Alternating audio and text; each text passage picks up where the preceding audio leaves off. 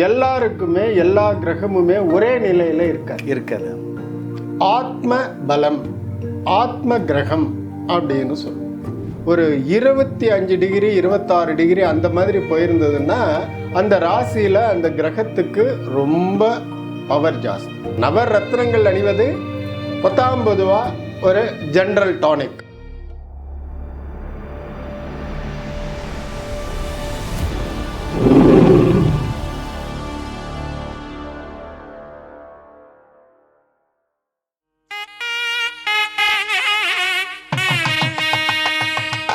G, நவரத்தினங்கள் அணிவது எல்லாருக்கும் நல்லதா? கிரக ஜாதகம் பார்த்து தான் அணிய வேண்டுமா? நான் முன்ன ஏதோ ஒரு கேள்வி கேட்கும் பொழுது இது டானிக்கு, இது மருந்து, அந்த மாதிரிலாம் சொல்லிட்டு இருந்தேன்.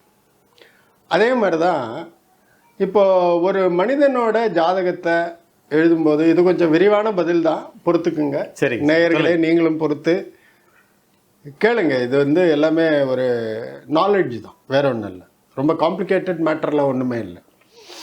அதாவது கிராஃப் பார்த்துருக்கோம், சரிங்க, ரைட்டா? எக்ஸ் ஆக்சிஸ், ஒய் ஆக்சிஸ், அதில் இப்படி இப்படி மேலே எல்லாம் போயிட்டு வரும்.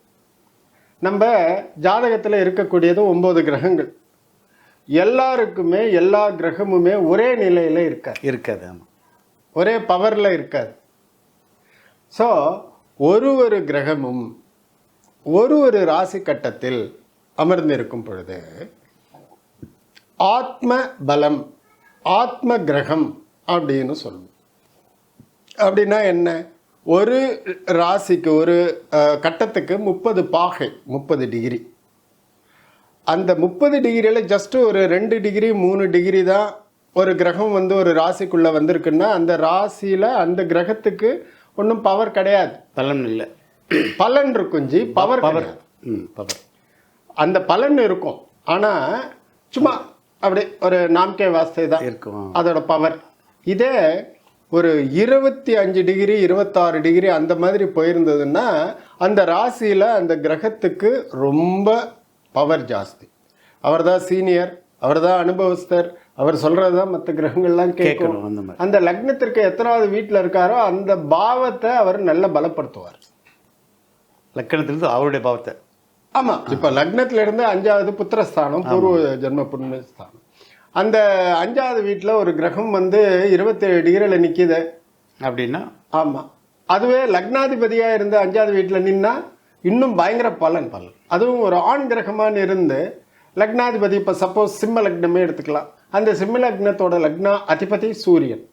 அவர் வந்து 5வது வீடு தனுர் லக்னத்தில் சூரியன் 27 டிகிரியில் உட்காந்துருக்கிறார். சரியா? சரிங்க. அப்போ அந்த புத்திரஸ்தானத்தில் லக்னாதிபதியே நல்ல ஆத்ம கிரகம், ஆத்ம பலம், அந்த பலத்தோடு இருப்பதினால் கண்டிப்பாக ஜோதிட சாஸ்திர கூற்று பிரகாரம் இவருக்கு சத்புத்திரம் அப்படின்னா மிக நல்ல ஆண் குழந்தை பிறப்பான், அவருடைய வம்சத்தை விருத்தி செய்வான். அப்பாவுடைய உருவ அமைப்பு, அவருடைய ஒரு பேச்சு, நடை, உடை, பாவனை, அவங்க 2 பேரும் போனாங்கன்னா இது அப்பா இது புள்ளன்னு சொல்லிடலாம்.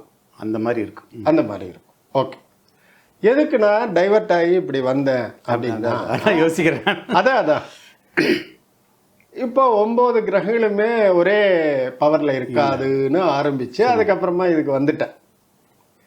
என்ன காரணம் அப்படின்னா, இந்த 9 கிரகங்களுக்கும் இந்த நவரத்ன ஸ்டோன் போட்டும் பொழுது ஒரு கிரகத்துக்கு 18 வேல்யூ, இன்னொரு கிரகத்துக்கு 22, இன்னொன்றுக்கு 72, அந்த மாதிரி உதாரணத்துக்கு நம்ம சொல்லின்னு போனால் இந்த நவரத்ன ஸ்டோன் போடும்போது எல்லா கிரகத்தையுமே ஒரு 3 பாயிண்ட் 4 பாயிண்ட் மேலே தூக்கி விட்டுரும். அவ்வளோதான். நீச்சத்தில் இருக்கிற கிரகம் நீச்சமாக தான் இருக்கும் அப்பயும் இன் கம்பேரிசன் வித் அதர் பிளானட்ஸ். 72 முன்னாடி 22 சின்னது தானே. ஆமாம் ஆமாம். அப்போது அந்த 22 26 போகும், இல்லை 28 போகும், அவ்வளோதான். ஓகே, இப்போ 90 இருக்கக்கூடிய கிரகம் 96 போய் நிற்கும். அது ஒரு 50 பங்கு தாண்டிட்டுனாலே அந்த கிரகம் வந்து நல்ல பலன் கொடுக்கும், ரைட்டா? ஸோ அப்படியே ஒரு கார்பெட் போட்டு தூக்கின மாதிரி, மொத்தத்தையும் ஒரு ஜாக்கியில் போட்டு தூக்கின மாதிரியான எஃபெக்ட் தான் கிடைக்கும். அதான் நவரத்னம். அதான் நவரத்னம். நவரத்னம் அப்படிங்கிறது வந்து எல்லா கிரகங்களுடைய ஒரு ரெப்ரசன்டேட்டிவ். சூரியன்னா ரூபி, புதன்னா எமரால்ட், மரகதம், சந்திரன்னா முத்து, குருன்னா கனக புஷ்பராகம். இந்த மாதிரி எல்லா கிரகங்களையுமே கொஞ்சம் தூக்கி விடுறது. அப்போ நீச்சமாக தான் இருக்கும், உச்சமாக தான் இருக்கும். இது நவரத்தினத்தோட பவர். நவரத்தினத்தோட பவர், நவரத்தினத்தோட வேல்யூ. அப்போது ஒரு சாதகமாக இருக்கிற கிரகத்துக்கும் பவரை தூக்கி விடுறோம், பாதகமாக இருக்கிற கிரகத்துக்கும் பவரை தூக்கி விடுறோம். எல்லாத்துக்கும் பவர் தூக்குறோம். ஆமாம், நம்மளும் வீட்டுக்கு நல்ல லாக் போட்டுக்கிறோம். நம்மளோட எதிரி திருடனுக்கும் வழி கொடுக்குறோம், ஒரு உளியையும் சுத்தியும் கொடுத்துட்றோம். அந்த மாதிரி தான். ஸோ அணிவது தவறல்ல. ஆனால் பலன் சொல்றீங்க, புரிஞ்சு. ஆமாம், ஒரு மோசமான உதாரணம் சொல்றேன், ஈஸியா மக்கள் மனசுல போய் நிக்கும்னு சொல்லிட்டு எல்லா பலனுமே ஏற்றி கொடுத்துரும். ஆமா, எல்லா பலனுமே ஏற்றி கொடுத்துரும்.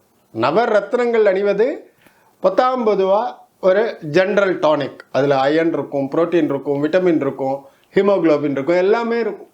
ரைட். அப்போ உடம்புக்கு தேவையானது மட்டும் எடுத்துக்கும், அவ்வளவுதான். பாக்கி எல்லாம் விரயம், வேஸ்ட். ஓகே.